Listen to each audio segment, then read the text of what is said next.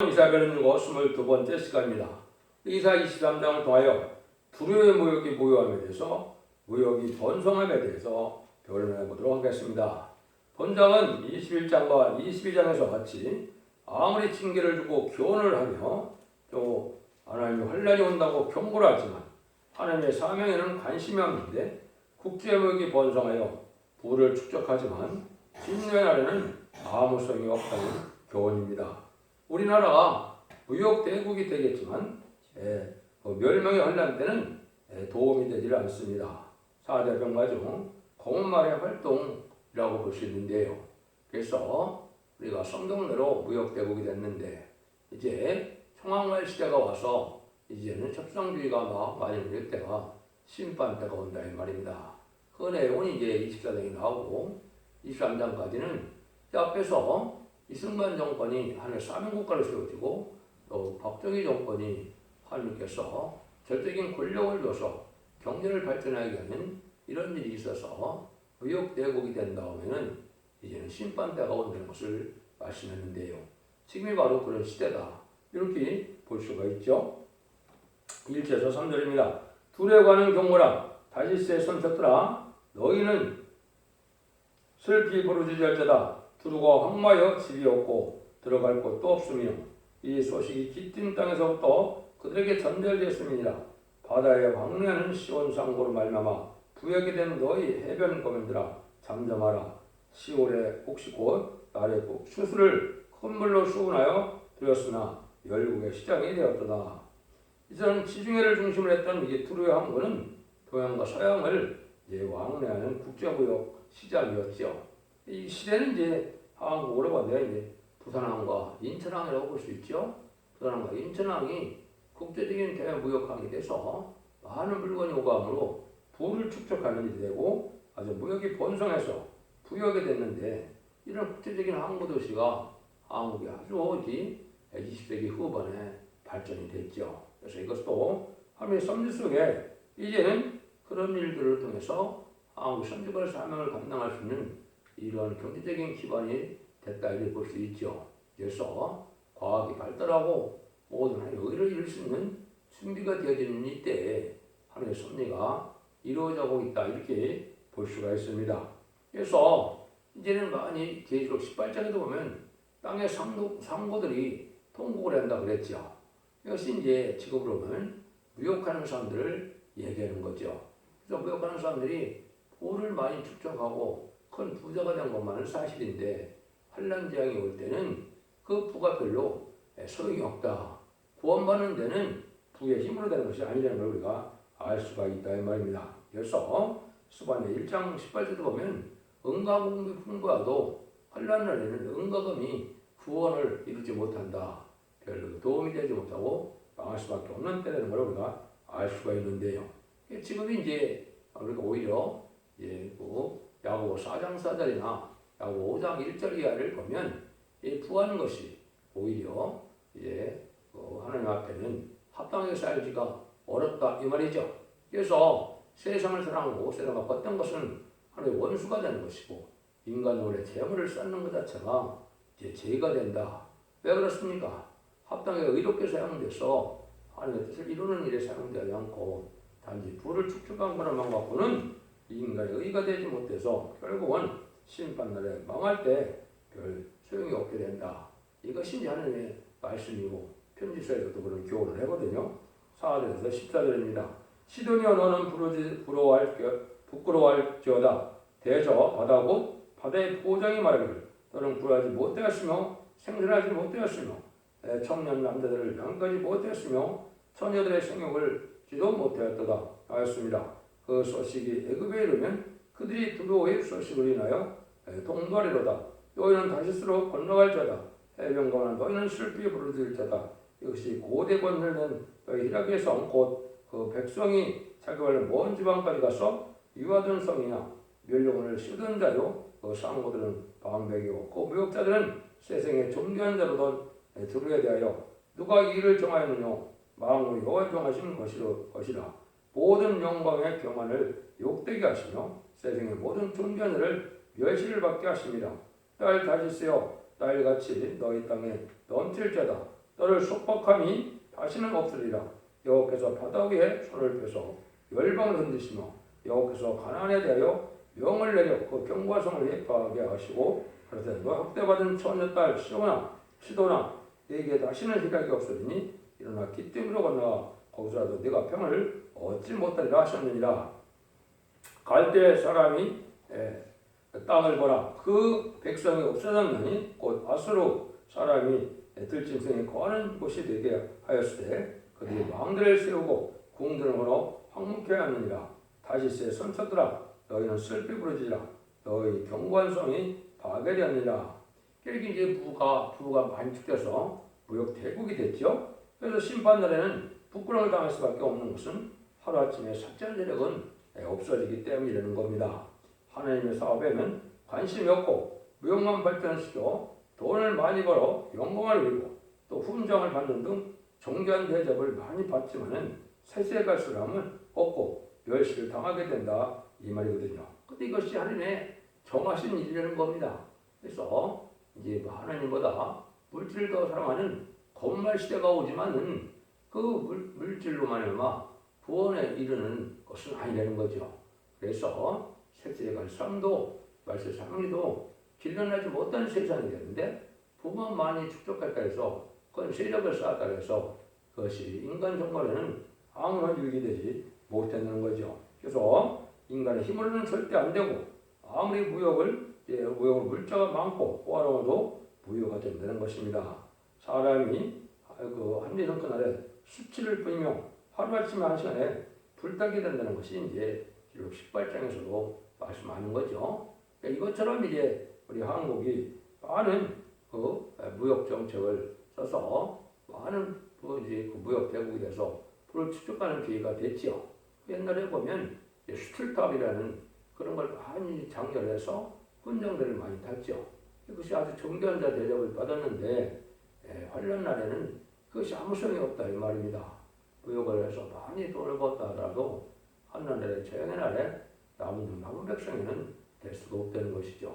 이 시대는 하나님의 섭리를 잘 깨달아서 이 모든 것은 이제 하루아침에 불탈 때가 오는데 이때 진리를 잘 순종해서 남은 백성이 되어서 세세의 복락을 누리는 이 삶이 중요한 것이지 부를 많이 축적하는 것이 중요한 것이 아니다. 이걸 강조하죠. 이날이 이제 우리가 지금 그 때가 왔다고 봐야 되겠죠. 15절에서 18절입니다. 그날로부터 두로가 한 왕의 연한같이 70년을 잃어버림이 되었다가 70년이 더 필요한 후에 두로는 기생 노래 뜻같이 될 것이라. 잃어버린 바 되었던 기생이 너여 수금을 가지고 성읍에 두루 행하여 기묘한 곡주로 많은 노래를 불러서 터를 다시 기억해 하라 하였느니라. 70년이 필요한 후에 여호와께서 두루를 공고하시리니 그가 다시 시리아에 지면에 있는 열방과 음란을 할 것이며 그 무역한 것과 이익을 거룩히 여호와께 돌리고 간직하거나 땅에 쌓아두지 아니하리니 그 무역한 것이 여호와 앞에 거하는 자의 배불리 먹을 자료 달리고의 자료가 되리라. 정한 때가 되면 이제 음료적 이런 정권은 모든 물건 소용없는 때가 오는데 모든 무역한 것은 오히려 여호와 앞에 이제 거하는 자들의 그 배불리 먹을 자료라고 그랬죠. 오늘 이제 많은 세상의 재고의 많은 상품이 결국은 환란과 아니라 남은 백성에게 필요한 물건이 될 뿐이다 이 말입니다. 이걸 불을 축적한 자들은 아무 소용없는데 이것이 이제 무작정 이런 시대가 이제 가는 때가 아니고 여기 보면 70년을 정했다는 말씀을 하죠. 이걸 본다면 이제 1948년 8월 10일에 우리가 건국이 되고 1948년 9월 9일에 또 북한이 정부가 수립됐죠. 그거를 본다면 70년이 찼죠. 그러니까 이 환란 날이 아주 가까운 때다. 그래서 이 국방 환란이 아닌 심판의 환란은 금년일 수도 있고 이렇게 아주 중요한 때 우리가 살고 있다 이렇게 보셔야 맞습니다. 그래서 이런 엄중한 때 우리가 살고 있고 또 문재인 정권의 음녀 정권이 좀 1년밖에 안 남은 거죠. 임기로 와야 1년이고 선거로 보면 1년도 못 남았는데 이제는 이것이 종말을 구하는 때가 왔다 이렇게 볼 수가 있는 겁니다. 그래서 이 시대는 불을 쌓고 세상에 천년만년 살고자 하는 이것이 중요한 것이 아니고 하나님의 정한 뜻이 뭐고 이때 하나님 하시고자 하는 것이 무엇이냐 이걸 지지를 잘 때려서 환란가절에 남은 종 남은 백성에 대해서 세시에 들어가는 것이 필요한 때다. 이런 때가 이제 아주 임박하다 이 말이죠. 그래서 고린도전서 3장 20절 23절에 보면 아무리 다 너희 것이 된다 그랬습니까? 하나님 앞에 폭발을 때릴 것이 된다 이 말이죠. 아무리 세상에 불을 많이 모았더라도 환란자의 날에 살아남지 못한다면 무슨 소용이 있느냐 이 말이에요. 그런즉 누구든지 사람을 사랑하지 말라. 마음이 다 너희 것이라. 바울이나 아볼로나 게바나 세계나 생명이나 사망이나 지금 것이나 장래 것이나 다 너희 것이요 너희는 그리스도의 것이요 그리스도는 하나님의 것이라 이렇게 말씀을 했죠. 이런 일들이 이제 때가 오면은 발걸을 걸려야 하는 것이고 이런 때를 이제 우리가 알 수 있는 것은 계시록 6장에 보면 4대 병마가 이제 활동하는 시대입니다. 정치적으로 사상적으로 많은 세력이 대립하는 시대인데 이것이 4대 병마의 시대거든요. 그래서 복음주의인 백말과 공산주의인 붉은 말과 이제 자본주의인 검은 말과 협상주의가 나는 이런 청황갈 시대에 뭐라 그럽니까? 아주 한전에 보리한데요. 밀한데요. 보리 속대로다 그랬죠. 그것은 하루 품삯으로 하루 먹고 살기 힘든 때가 오는데 이때가 바로 인간의 심판때인데 청황갈 시대가 나올 때가 바로 심판인데 지금 온갖 정권 교권들이 좌파 세력들이 지금 잡은 자가 심판된 겁니다. 그때는 그래서 살 길을 찾아야 되는데 계시록 6장 6절에 보면 포도주와 감람을 해치 말라 그랬죠. 이것이 마저 인간존의 마지막 첫대에 완전 변론의 역사로서 포도주는 이사 25장 6절에서 8절처럼 오래 저장된 맑은 포도로 열애를 베풀게 되는데 기름지고 골수가 가득해요. 사망이 없어지는 은혜가 온다 이 말이거든요. 이게 이제 말세봄으로 죽장고 세세가고 죽장 앞에를 성장하는 이 말세봄이를 전하는 교회 역사가 이 포도주인데요. 그 다음에는 이제 감난을 해청하려고 했죠. 이것은 이제 스가랴 4장 11에 보면 두 감난과의 두 가지에서 근기를 내는 대표적인 종이 나타나는데 이것이 승금등대전에 대표적인 종이 근기를 내는 것은 이제 보대로 7명을 받게 하는 인치는 종의 역사를 뜻했거든요. 이것이 이제 왕권 받는 그러한 성령의 역사이기 때문에 그걸 근기라고 했다 이렇게 보시는 겁니다. 지금 마하드락방부터 2000년까지 지금까지는 만민의 그런 성령으로서 그건 이제 우리 짐을 구세로 영접하면 이제 자범죄 획을 받아서 부활 성전하시고 사망권들을 이긴 주님의 역사를 또 성령을 보내주신 것을 믿으면 성령을 받아서 중생받는 것이 2000년의 하나님의 백성 삼는 역사였고 마지막 한일의 역사는 남들과 여종에게 여호와의 신을 보여준다 했는데 그것은 계시록 7장 2절 3절 4절처럼 하나님의 인을 가진 다른 천사가 나타나서 우리가 우리 종들의 임마의 인치까지 땅이나 바다나 나무나 해야지 말는 것처럼 남들과 여종에게 임마의 14사쯤에게 마지막 늦은 및 성령 역사를 보호대표 유금 역사를 보여주는 것이 바로 인간 종말의 역사인데 그 날이 이제 임박하다.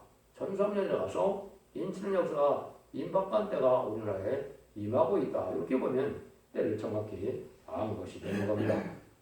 그래서 이런 모든 것들이 하나님의 섭리 안에 다 이루어져서 이제는 하나님이 마지막 구원하는 역사를 지날 것을 보여준 것이죠.